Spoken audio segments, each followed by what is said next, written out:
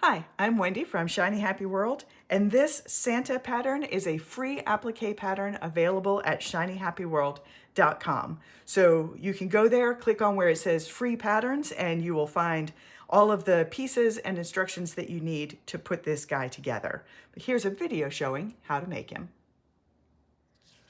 All right, I've got all of the pieces cut out and prepped, ready to assemble for the Santa block. So this is the version, the video that shows you how to do this without a light box. If you have a light box, there's a separate video that shows you how to do that. And the pattern has links to both of these videos in there. So when I say all the pieces are prepped and ready to go for no light box, you want to take all of the dotted lines on the back of these pieces and transfer those lines to the fabric side, because they're going to help us guide them where we can't see those lines through through the pieces. So I usually just use a chalk pencil wherever I can. If it's something that the chalk, like the beard, where the chalk is too light, I will just use a light number 2 pencil. And for the black line for his mouth, and also for his eyes, because it doesn't matter that they're going to be black applique on top and you won't be able to see the dark line through it, I just use a fine tip Sharpie. And here we're just going to stitch right over that line, so it doesn't matter that it is a permanent Sharpie. So I always like to start with whatever piece is going off the edge of the block. So I've got this framed like a snapshot, so it's what I call snapshot style, as opposed to emoji style, which is more of a floating head framing. So when it's snapshot, it's like we've just snapped a quick picture of Santa. And so his shoulders are going to go right off the bottom edge of the block. So I will start by getting that piece in place. And I'm actually going to shift it over a little bit. It's not quite centered because his hat comes down and has a little swoopy tail on it. I may need to shift all of these pieces over a little bit once I get that hat in place. So now I'm going to work my way up from that. The numbers on the back of the pieces are good identifiers. We've got a placement guide that shows you what piece goes where. So if you are not using a light box, those numbers are just identifiers. If you were using a light box, they would also be telling you what order to lay the pieces down in. So we're just going to lay this down until it covers up. As soon as it covers up that little chalk edge, we know we've got a good enough overlap to give us a nice clean finish, and we're not going to have those edges fraying over time.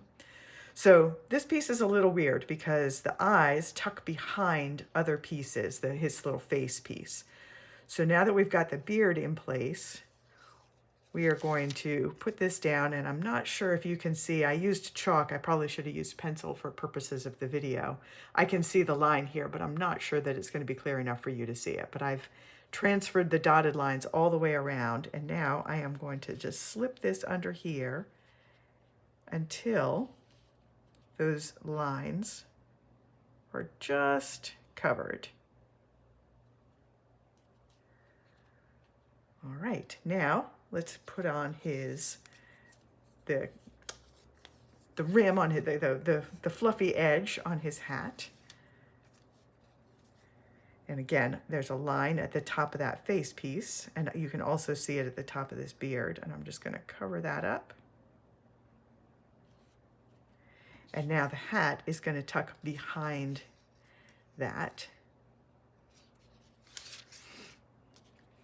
So again, I'm just going to tuck that under there. And once that chalk line is covered, I've got good enough coverage there. Now, you know what, let's put his pom-pom on and see if I need to adjust him from side to side at all. And I think that's pretty well framed in there, so I don't need to move him. But if you did, it would not be any big deal. Just shift all the pieces. Now let's put on his mustache. And again, I've got some guidelines there, and once those are covered, we are good. And let's give him his eyes. Here we go. And the pattern also has a link to tutorials showing you how to add some catch lights to these eyes.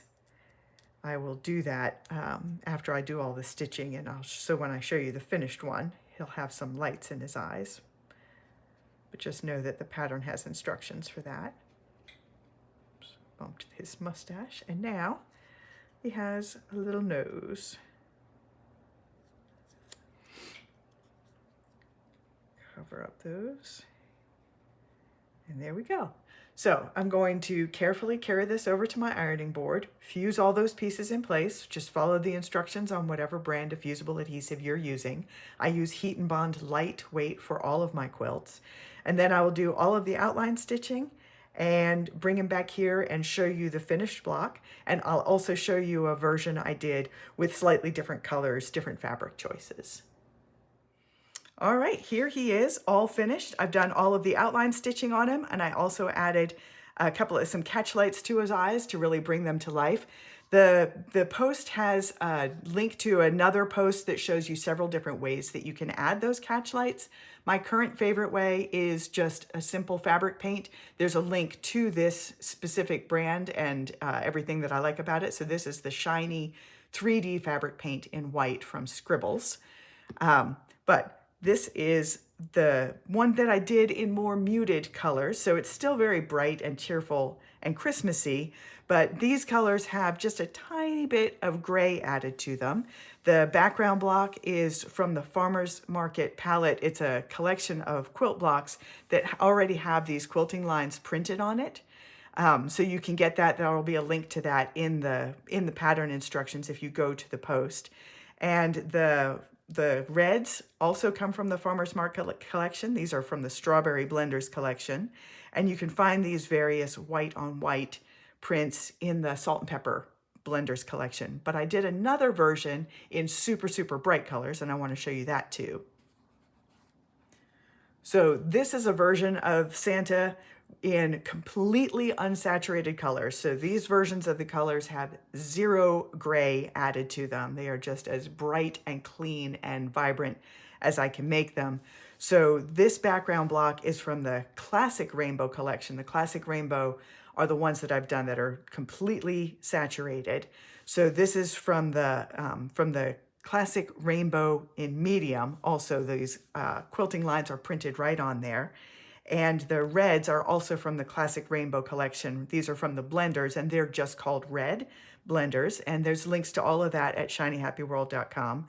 And all of these whites, just like the other one, are from the Salt and Pepper collection of all different black and white blenders. So 2 completely different color schemes for the same Santa block. Again, this is a free pattern at shinyhappyworld.com.